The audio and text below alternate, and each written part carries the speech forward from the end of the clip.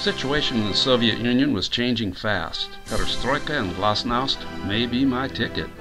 I was intent on doing whatever it took to achieve my dream.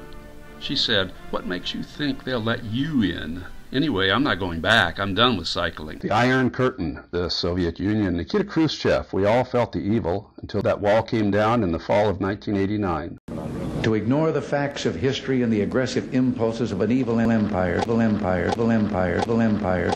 Having all my requests to cycle the USSR greeted with "Niet," I had given up on the idea of riding there until we encountered a USSR-USA peace walk in Philadelphia on the U.S. leg of our trip in 1988. Re-inspired, I took another run at the Soviet state-owned travel company Intourist. This time when they said "Niet," I objected. More letters and calls, even attempts to contact President Gorbachev. Then out of the blue, a call. "This is Mikhail. I can help with your trip possible. You will send $9,900 will include all costs while in Soviet Union." I trustingly did it. Mikhail went to work on the plan and we started packing. Mikhail met us at the airport in Moscow, and after he performed some magic at the immigration counter, we were instantly out the door and on the Moscow streets. She changed her mind. She wanted to cycle the USSR. Hosted by the Soviet Peace Committee, Ludmila and her son Sergei were our assigned guides in Moscow. We began to feel that these were just ordinary people living ordinary lives. Alisa? Alisa. Alisa. And where do you live? What town? Kursk, USSR. At first we thought they were shooting a Russian film in Red Square. Victoria recognized Larry Hagman and said, "Hey, those guys are from the TV show Dallas." Wow, Dallas does Moscow? Right here in the heart of the Soviet Empire? Now that's Glasnost. 23-year-old Dima, Sergei's friend, was chosen because he had a car and trailer. He became the tour leader. His wife Sabina helped with arrangements. Alla would cycle with us, and Sergei would lead the way on his motorcycle. The trip became a life-changing experience for all of us. Spring weather brought a thaw to our relationship. Victoria liked exploring the unknown.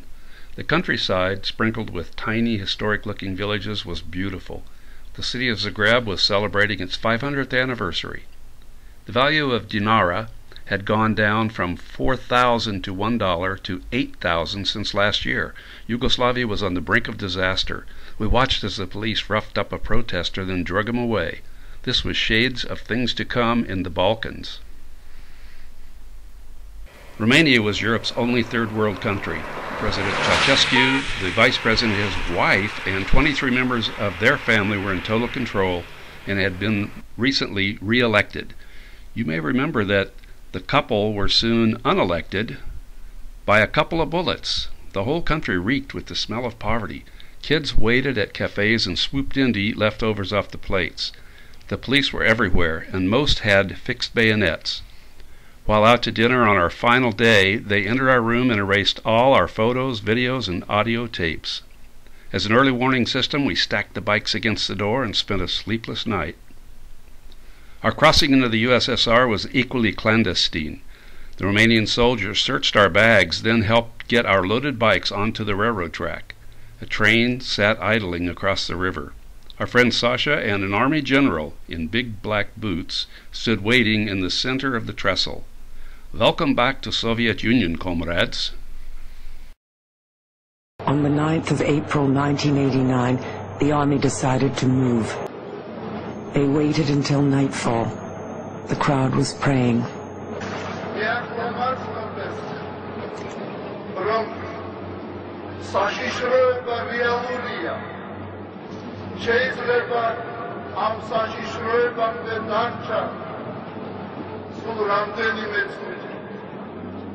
The army charged with billy clubs, tear gas, and spades.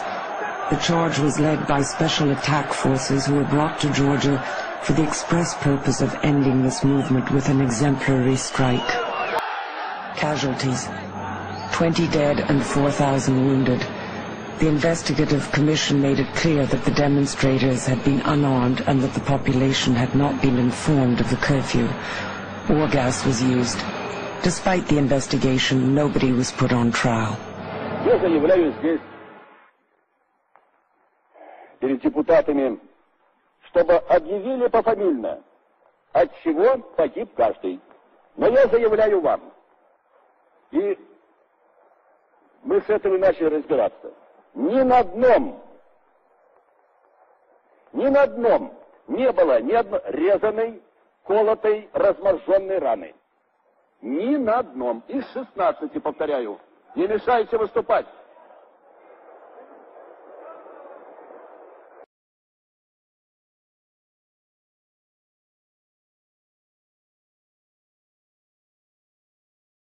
As we entered Georgia on May 12th, we began to see dissidents at peaceful sit-ins and others marching in defiance. This was a sign of Glasnost, openness and transparency. We experienced a bit of prejudice. Locals at first thought we were Russian and were surly toward us.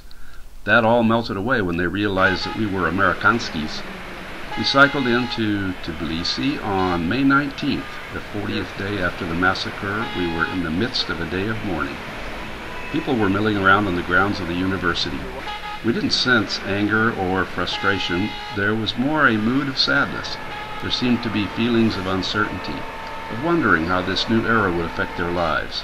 Strange, too, we didn't sense any fear. Only sadness. The names of the dead were listed in the local newspaper. 3 o'clock on the 40th day. Everyone is standing. Horns are honking.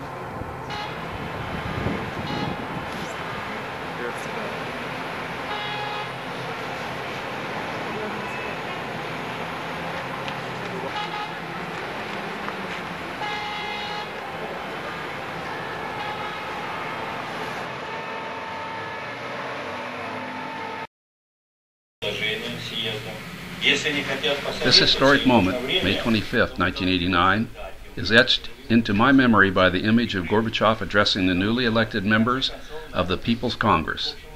In the old system, Soviets voted for only one candidate. In March, Gorbachev's push for democratization changed that. Most elected were incumbents, but more than 300 defeated party members.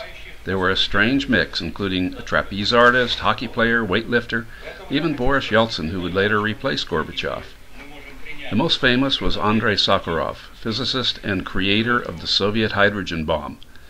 As a dissident, he was awarded the Nobel Peace Prize. In 1980, he was exiled to Gorky and held until 1986. Our bicycle journey, sponsored by the Peace Committee, may be partially due to his efforts.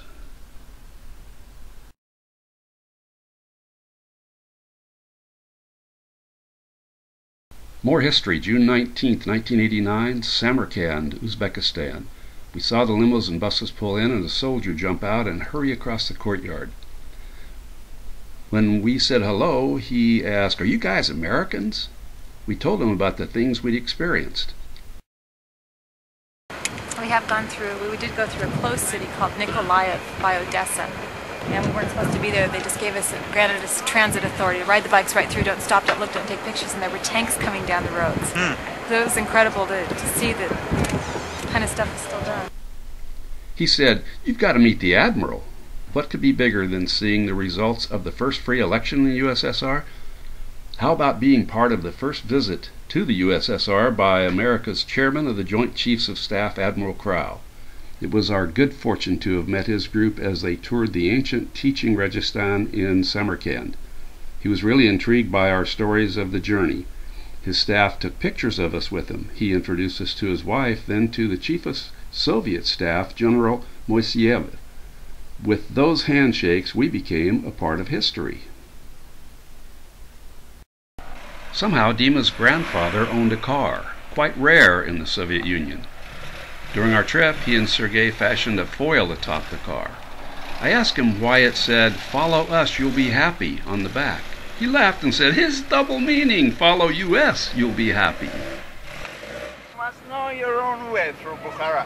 Because it's the third time I'm going round to the end of the city. Conditions were primitive. We often stayed in what they called workers' sanatoria hotels and Communist Party leaders' motels. You have hot water. Oh, hot water? Yes. Shower, bath? Yes, bathroom. Much of the time the water was only turned on for 1 hour at night. Every pipe leaked. In Tbilisi, I leaned on the bathroom sink and it fell off the wall. Food was difficult to find and was often not very good. In Moscow, Mikhail had asked if we had any special diet needs. When Victoria told him we didn't eat red meat, he cackled and said, "It's good, in Soviet Union we have not meat." They cautioned us against drinking the water from faucets. We were able to get bottled water, but often it was fizzy water that left a dry taste in our mouth. One day Dima and Sergei apologized. "We are very sorry, Mr. Patson. We didn't know our country was so poor." Moscow, where they lived, had a reasonable supply of things and a pretty good lifestyle. Other large cities seemed to also be modern, at least to a 1950s level in the U.S., but in the countryside it was a different story. We'd gone through every climate zone, from cold in the mountains to the heat of the desert. I had a heat stroke in Uzbekistan. We were just 10 miles from the Iranian border the night the Ayatollah Khomeini died, adding to the already tense situation. Road conditions were bad, especially in the deserts. At times the heat melted the asphalt, causing our tires to sink in, making it tough to pedal. Dirt stretches were common, and we ate a lot of dust. My dream to convince her to stay was fading. She was really burned out and tired of the hardships. She was talking about leaving daily. In our 11 years, we'd only been apart a day or two. Now we'd be half a world apart. And I was jealous. She was joining an upscale bicycle touring company in Italy. The owner was closer to her age, handsome, divorced, and successful. Traits she was now missing in me. Her plans definitely didn't include me. I was beginning to panic. I felt sure that I could convince her to stay with me. The moment I dreaded for 3 months had arrived. Last day in the USSR. I wanted her in my dream. She said it had become her nightmare. She didn't want to go to Pakistan or China, especially after the Tiananmen Square incident. She thought I had a death wish. Were we witnessing the beginning of the end of the Soviet Union and our marriage? She boarded a Russian plane and flew away to the west. I moved on to the east, alone, into the unknown.